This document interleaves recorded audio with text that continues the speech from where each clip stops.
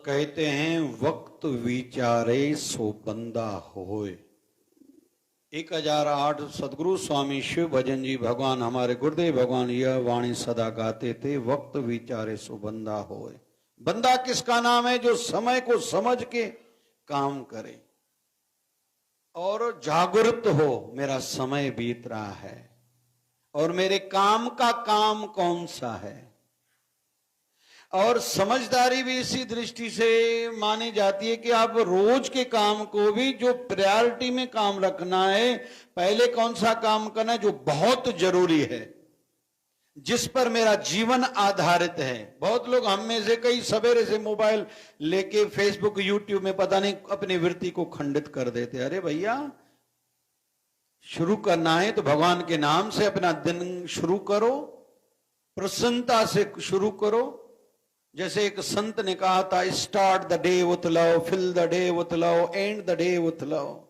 दिन की शुरुआत प्रेम से करो, अपने दिन को प्रेम से ही भरो और अपने दिन का समापन भी प्रेम से ही करो। ये याद हो कि भैया आपका जीवन आपका है। क्यों फजूल में अपने जीवन को भैया खंडित कर रहे हो? खुद को खुद दुखी कर रहे हो, आपको दूसरा दुखी नहीं कर रहा। कोई हमें से कहेगा नहीं किसी चीज का अभाव है, कोई चीज हमारे जीवन में नहीं है, कमी है, इसलिए दुखी है। तो उसके बगैर दूसरे लोग जी रहे हैं ना भैया, तो आप भी जी सकते हो। मुझे ये चाहिए तो समय से मिलना होगा तो मिलेगा, नहीं मिलेगा तो नहीं मिलेगा। अरे मुर्दे को प्रभु देत है लकड़ा कफन आग, जीवत नर चिंता करे ताका बड़ा अभाग। अरे कोई भी मुर्दा हमने थोड़ी देखा है रास्ते में ऐसे पड़ा था, सड़ गया, जल गया, किसी ने उनका अंतिम संस्कार नहीं किया, ऐसा थोड़ी है। मैं इस समय दादा किशनचंद को, बाबा जी को याद करता चलूंगा, जिन्होंने पानपोई जलाश्रम इरविन हॉस्पिटल के बाहर प्रारंभ किया। फिर बाद में 2 रोटी और बेसन की 1 रोटी साथ में उन्होंने शुरू की। फिर मेरे ही हाथ से पहले चावल का कट्टा मैं लेके गया। फिर बाबा जी ने बताया जिस दिन आपने कट्टा दिया चावल का, उसी दिन से मैंने चावल शुरू किए हैं और चावल का भंडारा भरता जा रहा है, एक दिन में कम नहीं हुआ। ये बाबा जी ने मुझे खुद कहा था। फिर बाबा जी ने, और मुझे भी वहीं से प्रेरणा मिली थी, वैसे मैंने देखा राजकोट था, फिर मैंने बाबा जी के हाथ से भी प्रेरणा ली थी, मन में भाव जगा। राजकोट में जब वो गाड़ी देखी थी, 6 महीने चिंतन किया। फिर 29 नवंबर 2015 से हमारी भी शिवधारा राम रोटी शुरू हुई, जो गुरुदेव की दया से आज तक बगैर एक दिन के खाड़े के निरंतर वो सेवा चल रही है। आश्रम में रोज भोजन बनता है, जरूरतमंदों में पीडीएमसी में रोज रोटी वितरण होती है। तो बाबा जी का स्मरण मैंने इसलिए किया, तो बाबा जी ये भी सेवा करते थे। पीछे इरविन हॉस्पिटल की मार्चरी है जहां लावारस लाश आते हैं, तो उनका अंतिम संस्कार कौन करे, खर्चा कौन करे? बाबा जी वो सेवा करते थे। तो कुल मिला के वैसे हम संसार में देखते हैं, मुर्दे को प्रभु देत है लकड़ा कफन आग, जीवत नर चिंता करे ताको बड़ो अभाग। हम सबका अभाग है कि हमें चिंता है कि मेरा आगे क्या होगा। भगवान राम जी ने एक बार मां सीता से कहा था कि हे सीते, वनवास के समय में मैं सबको खिला के फिर खाता हूं। मां सीता के मन में संदेह आया, ऐसा कैसे हो सकता है? भगवान तो मेरे साथ रहते हैं, संसार में इतने सारे जीव हैं, भगवान कहता है सबको खिला के फिर खाता हूं, थोड़ा मैं देखूं तो सही। तो मां सीता ने क्या किया कि एक डब्बी में एक जंतु को बंद किया। कहा मैं देखती हूं कल भगवान को दोपहर को जब भोजन दूंगी, भगवान प्रसाद पाएंगे, तो फिर मैं बाद में उनसे पूछूंगी कि जो डब्बी में जंतु बनता उसको किसने खिलाया। तो मां सीता ने ऐसा ही किया। दूसरे दिन दोपहर का भोजन बनाया, राम जी को थाली परोस के दी, भगवान ने प्रसाद पाया। तो मां सीता को शंका थी, संदेह था कि डब्बी में तो वो जंतु बंद है, उस कीड़े को किसने खिलाया होगा। तो भगवान श्री राम से पूछने लगी कि प्रभु आज भी आपने सबको खिलाया है, फिर आपने प्रसाद पाया? बोले हाँ। तो मां सीता को तो पहले ही संशय था, शंका थी। वो डब्बी लेके आई, पहले डब्बी को अंदर में खुद देखा कि इसने खाया है। जैसे डब्बी खोली तो राम जी के पास लेके, इसको आपने खिलाया? तो राम जी ने कहा देखो उसके मुख में एक चावल का दाना था। तो मां सीता कहते प्रभु इसको आपने कैसे दिया? बोले तूने जो चावल धोए थे ना बनाने के लिए, तेरी अंगूठी में एक चावल फंस गया था, तूने जब डब्बी खोली उसमें से वो चावल का दाना गिरा और मैंने उसका भोजन उस तक पहुंचा दिया। सैल पत्थर में जंतो पाया, ताका रिज़्क आ गए कर धरिया। गुरबाणी को वैसे कोई नहीं पढ़ता, वो लोग बोलते पढ़ो। अरे जो पत्थरों के अंदर भी जीव जंतु हैं उसको कौन खिलाता है? उनका कोई दुकान है, उनका कोई रसोया है, उनको कौन खिलाता है? लेकिन परमात्मा उनके सामने उनका भोजन रख देते हैं। और एक बार गुरु अमरदास जी ने, तीसरी पातशाही गुरु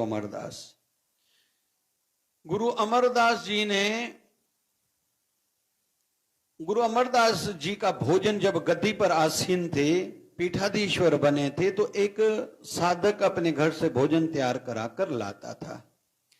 एक दिन खूब हवा चली, आंधी चली, मट्टी उड़ने लगी, तो वो भोजन जो घर से निकल रहा था वहीं ठहर गया, बहुत देरी से आया। गुरु अमरदास जी ने कहा कि आ गए? बोले हाँ। तो कहने लगा कि गुरुदेव पता नहीं भगवान को इसमें क्या मिलता है कि आंधी तूफान चलाता है, मुझे आने में देरी हो गई और आपने प्रसाद देर से पाया। तो गुरु अमरदास ने कहा ऐसा नहीं कहो भैया। बोले नहीं, आंधी तूफान का क्या फायदा होता है? कभी कभी हम लोग देखते हैं कि समुद्र के ऊपर बारिश पड़ती है, क्या फायदा? भगवान को भी समझता नहीं है। तो गुरु अमरदास ने कहा भैया जो हमें पता न हो इसका मतलब थोड़ी वो गलत है। कई ऐसे भी जंतु रहते हैं जो आकाश और धरती के बीच में रहते हैं, उनका भोजन यही मट्टी रहता है। जब हवाएं चलती हैं ना, वो मट्टी उड़ती है, उनके मुख में पड़ती है। ये भगवान उनको भोजन खिलाने हेतु ये लीला करता है। बोले फिर समुद्र के ऊपर बारिश से क्या फायदा? तो गुरु अमरदास कहने लगे समुद्र में भी ऐसे जीव बहुत से रहते हैं जो ये समुद्र का खारा जल पीते नहीं हैं, तड़पते हैं, पुकारते हैं प्रभु कृपा करिए, प्रभु कृपा करिए। तो ये बारिश का पानी परमात्मा उनके लिए बरसाता है। उनके मुख में जब एक बूंद पड़ती है तो परमात्मा को धन्यवाद कहते हैं, क्योंकि परमात्मा तो पूरे ब्रह्मांड का मालिक है ना भाई। तो कुल मिला के हमें चिंता नहीं करनी चाहिए। समझदार वो जो समय को समझे, मुझे क्या करना है और करता जाऊं, दिनों ब दिन बढ़ाता जाऊं और उसी काम में निरंतरता हो। जो जिस भी जीवन में चल रहा है, जैसा भी जिसका जीवन है, जो भी काम है, जैसे हम लोग खाते रोज हैं, ऐसा हम में से किसी ने कहा क्या भैया इतनी जीवन बीत गई, मैंने 3 बार रोज खाया है, अभी खाना बंद कर दूं? नहीं। रोज सोते हैं। हम में से कोई ऐसा है क्या कहे कि मैं सो के थक गया हूं, आज के बाद नहीं सोऊंगा? नहीं। पानी पीते हैं, बोलते हैं, स्नान करते हैं, रोज कपड़े बदलते हैं। इन कामों में हमारी निरंतरता है, कंटिन्यूटी है, रोज करते हैं। फिर साधना में ऐसा क्यों? सत्संग में ऐसा क्यों? अरे रोज हमारी आंखें पॉल्यूटेटेड हो गई ना, खंडित हुई, दूषित हुई, बाहर दुनिया का पता नहीं गंदा क्या क्या हमने देखा। सूफियों में तो एक परंपरा है, रात को रोना सिखाते हैं, रोना।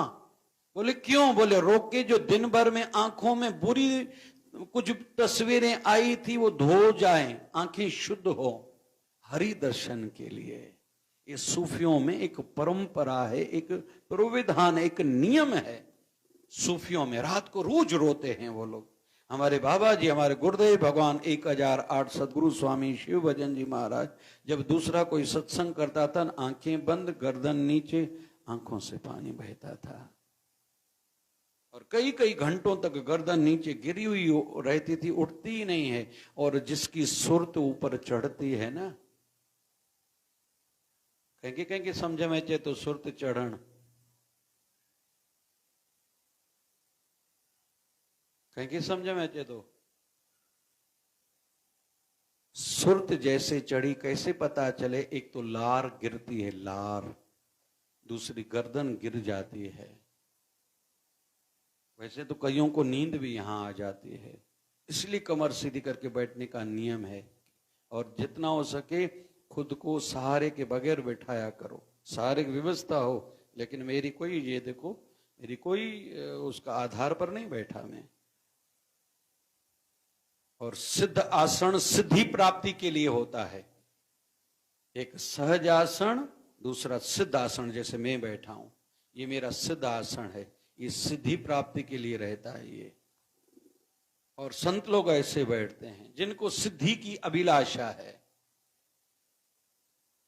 लेकिन निरंतरता हो, तैयारी भी हो कि मुझे आगे क्या क्या बनना है, तो वो रोज करूं। वो कहते हैं ना कि एक गांव का व्यक्ति दूसरे किसी गांव में गया तो देखा कि गांव का वातावरण कुछ अलग था। इसको कहा जल्दी हट जाओ हट जाओ। बोले क्यों? बोले यहां से राजा की हाथी गुजरने वाली है। बोले क्या मतलब? बोले राजा की आयु हो गई है, राजा चाहता है मुझे अपना उत्तराधिकारी चाहिए, और यहां का नियम है कि हर 5 साल के बाद नया राजा चुना जाता है और हाथी चुनती है। बोले कैसे? बोले हाथी के सूंड में एक माला दी जाती है, माला जिसको पहनाएगी वो राजा बनेगा, लेकिन राजा बनेगा 5 साल के लिए। बोले फिर? बोले 5 साल के बाद उस राजा को फिर उतारा जाता है, नया राजा चढ़ता है, आसन पर बैठता है, विराजमान होता है। लेकिन जो पुराना राजा हो गया, हमारे राज्य के बाहर एक नदी है जिसमें मगरमच्छ रहते हैं, बड़े बड़े जंतु रहते हैं, जीव रहते हैं, उस नदी को पार करना रहता है। बाद में अंदर एक जंगल है, वहां जाके बाकी का जीवन उनको गुजारना रहता है। ये यहाँ का नियम है। तो गांव वाला खड़ा हो गया, देखूं तो सही ये कैसे होता है। खड़ा हो गया, क्योंकि हर जगह विचित्रता ही तो दिखाई देती, कहाँ क्या, हर जगह का अपना एक नियम है, हर किसी की अपनी वृत्तियां हैं। जैसे एक अम्मा ने भगवान शिव जी का ध्यान किया, शिव जी राजी हो गए। बोले वरम भो, वर मांगो। बोले भगवान जल्दी कैसे मांगू? कोई भी अम्मा, शायद रामपुरी जी भी, भगवान तरसु तो सही मसत हथा है वहां, जल्दी नहीं मांगूंगी। बोले फिर? बोले मुझे सोचना है। भगवान शिव ने कहा मुझे और भी काम है। तो भगवान शिव ने लोटी दे दी, मेरी लोटी है, ओम नमः शिवाय का जप करके इस लोटी से जो मांगोगी मिल जाएगा। लेकिन ध्यान रखना, आपकी भक्ति के फल रूप में मैं आप पर तो राजी हूं, आपकी पड़ोस पर भी राजी हूं। आपको एक चीज मिलेगी, 1 रुपया मांगोगे 1 रुपया मिलेगा, पड़ोसियों को 2 रुपया मिलेगा। माई भूजे पूरन दियन जी जायल। ओम नमः शिवाय ट्रायल करूं, शिव जी की लोटी को कहा 1 रुपया मिल जाए, पड़ोसियों को 2 रुपए, इसको 1 रुपया। दूसरे दिन कहा ओम नमः शिवाय 10 रुपए मिल जाए तो पड़ोसियों को ओम नमः शिवाय, इनको 100 रुपया मुझे चाहिए, 100 रुपया मिल गया, पड़ोसियों को। वाह भाई वाह, नानक नगर वाला भी मजो वरदा, सहकार नगर वाला, कृष्णा नगर वाला भी वो पूजावा थी मां रामपुरी जी। ओम नमः शिवाय, भगवान शिव जी की लोटी मेरे एक घुटनों में दर्द हो जाए और पड़ोसियों के मेरे एक कान में दर्द हो जाए, पड़ोसियों को। बहुत लोगों को दूसरों का सुख सहन नहीं होता। अरे तुम सुखी हो जाओ, तरक्की करो, उन्नति करो, तुम्हारा यश बढ़े, धन बढ़े, तुम्हारा परिवार बढ़े, यहां तक तो ठीक है, तुम्हारी भक्ति बढ़े, लेकिन दूसरों का न बढ़े ये कोई विषय है क्या भाई? लेकिन तुलसी या संसार में बांध बांध के लोग उस गांव वाले ने कहा मैं देखूं तो सही, इस गांव का विचित्र नियम है, हाथी आएगी। सच में हाथी आई, हाथी के सूंड में माला थी, ये सामने खड़ा था, इसके गले में डाल दे। इसने कहा अच्छा तो है, मैं राजा बन गया, लेकिन ये जो बता रहे हैं 5 साल के बाद मेरी ये दशा होगी। नहीं भैया, मुझे तो यहां से जाना है। बोले जाने नहीं दिया जाएगा, अभी तुम राजा हो गए हमारे। 5 साल इसके बीते, इसको कहा गया भैया दूसरा राजा आएगा, तुम उतरो, आसन से उतरो। अच्छा था, इसने 5 साल बहुत अच्छे काम की, लोगों की पीड़ाएं सुनता था, उसका समाधान निकालता था, अच्छा था। लेकिन सभी जनता जो राज्य में रहते थे सभी रोने लगे। तो इसने कहा क्यों रो रहे हो? बोले आपकी दशा भी अच्छी होने वाली नहीं है। बोले चल के देखो मेरे साथ, मेरी दशा अच्छी हो रही या नहीं हो रही। तो पूरे जनता के लोग इसके साथ चलने लगे। जैसे नदी के किनारे पहुंचे, देखा क्या कि पहले से ही पुल बनी पड़ी है। बोले ये कहां से आई? बोले मैंने ही बनवाई थी। बोले कब? बोले पहले दिन से मेरे माइंड में ये बात आ गई, 5 साल तक मेरी ये राजाई चलने वाली, हुक्म चलने वाला है, इसलिए मैं भविष्य की सुरक्षा है तो कुछ करूं, तो पुल पहले से बांध लिया है। मैं भी चलूंगा, आप लोग भी चलो। सभी ने कहा चलो चलते हैं। अभी नदी तो पार हो गई, अभी जंगल में जहां पहुंचे वहां बड़े बड़े महल तैयार थे। बोले ये किसने तैयार कराया? बोले मैंने। बोले कब? बोले पहले दिन से काम शुरू कराया था और सब सुविधाएं थी, और एक छोटा सा जैसे एक स्टेट ही बना लिया था। कई लोगों को कहा भैया आपके लिए फ्री में घर है, दुकान है, धंधा करो, यहां रहो मेरे साथ। तो एक अलग दुनिया भी बना ली। ये विषय उस केवल गांव वाले के नहीं था, हमारे लिए भी है। हम अपने भविष्य के लिए, अगले जन्म के लिए, अग्नि जूनी के लिए क्या कर रहे हैं? इतना कुछ करें कि वहां जब पहले तो यहां से जब विदाई का टाइम आए, बहुत लोग रोते हैं, नहीं मुझे अभी जीना है। अरे भैया हो गया तेरा, अभी क्या जीना है? हो गया ना। बोले अभी मेरे ये काम अधूरे हैं। तो पूरे तुमने क्यों नहीं किए? और कौन पूरे काम करके जाता है संसार में भैया? कोई भी संसार से पूर्ण होके नहीं जाता। आदि पूर्ण, मध्य पूर्ण, अंत पूर्ण परमेश्वर। इस संसार में केवल परमात्मा ही पूर्ण है। पूरा परिवार आधिया पूरा जाका, नाम नानक पूरा पाइया। पूरे के गुण का जो पूर्णता चाहता है, पूर्ण प्रभु का पूर्ण नाम जप करेगा, उसके जीवन में पूर्णता का अनुभव होगा। नहीं तो संसार अधूरा था, अधूरे में चल रहा है और अधूरा ही नष्ट हो जाएगा। इसलिए वो काम करें, वक्त विचारे सो बंदा हो, जो मेरे आगे आने वाले जन्मों में, आने वाले समय में मेरे काम आए। दूसरों की आशीर्वादें प्राप्त करें, अच्छे रिश्ते बनाएं, धन की भी सेविंग करें, अपनों की भी आशीर्वादें और साथ हो, स्वास्थ्य का भी ध्यान हो, अपने गुरुदेव की खूब आशीर्वादें हों। इतना भजन धन इकट्ठा करें कि पूर्णता की अनुभूति हो। और यहां धरती पर जो कुछ भी करता है ना, उसको परलोक में वही मिलता है। क्यों 12वीं पर ब्राह्मण स्वामी बोलते हैं चप्पल दान करो? क्यों? वेवेत्री जो नदी रास्ते में आती है वो पार करनी रहती है, कहीं कहीं रेती है, बहुत गर्मी रहती है। ये चप्पल हम यहाँ दान करते हैं, हमारे प्राणी को वहां मिलता है। ये फजूल की बातें नहीं हैं। जिनको पता नहीं उन बेचारों को दोष नहीं है, लेकिन वो जिनको पता नहीं फिर वो इस पर टीका क्यों देते, अपना विचार क्यों रखते हैं? आपको पता नहीं है तो नहीं है, जिनको पता है उनसे पूछो, शास्त्रों में सब लिखा पड़ा है। तो आने वाले समय के लिए तैयारी करें। सजन रे झूठ मत बोलो, खुदा के पास जाना है। न हाथी है न घोड़ा है, वहां पैदल ही जाना है। एक डाली पर 2 पंछी बैठे, एक गुरु एक चेला। गुरु की करनी गुरु भरेगा, चेले की करनी चेला। चल उड़ जा पंछी अकेला, आए भी अकेला जाए भी अकेला। 2 दिन की जिंदगी 2 दिन का मेला।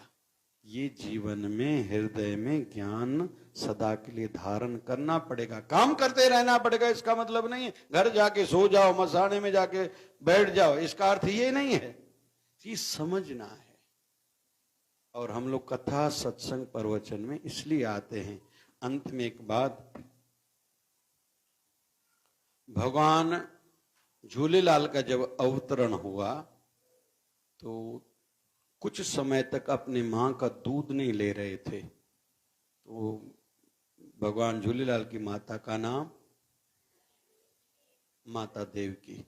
उनको अच्छा नहीं लगा मेरा लाल कुछ ले नहीं रहा है, तो ऐसे मुंह खोल के देखा कहीं मेरे बच्चे को मुख में कुछ तकलीफ तो नहीं। जैसे मुंह खोला तो मां देवकी ने देखा कि मेरे बेटे के मुख में दरिया बह रहा है।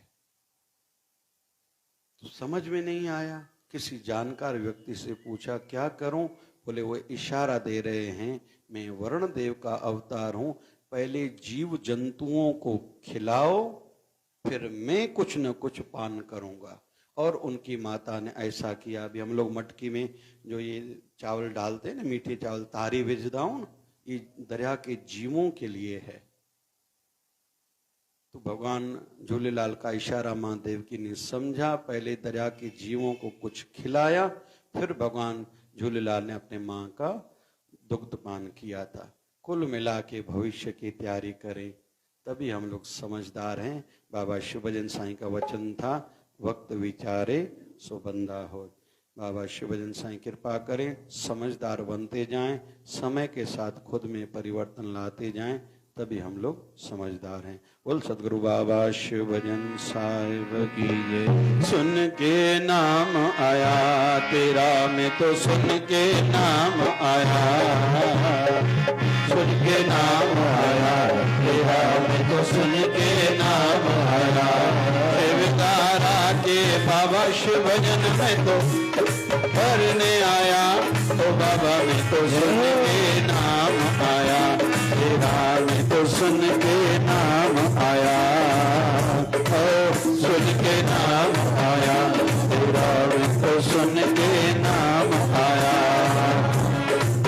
कोई कहता बाबा ने मुझे धन दिया, कहता बाबा ने मुझे धन दिया।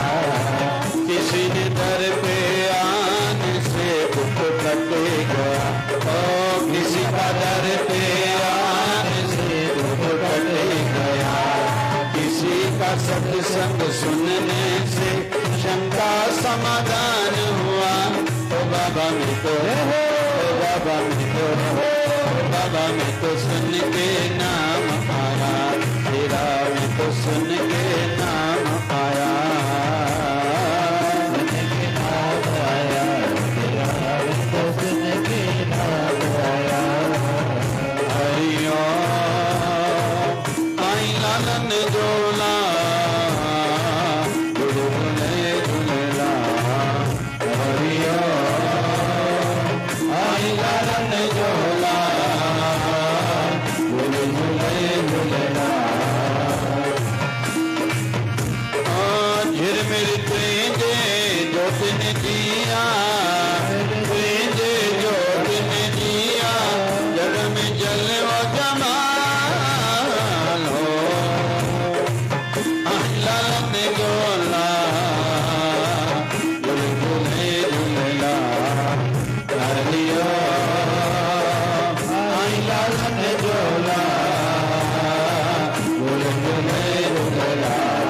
आयो लाल झूलेलाल, झूलेलाल, झूलेलाल,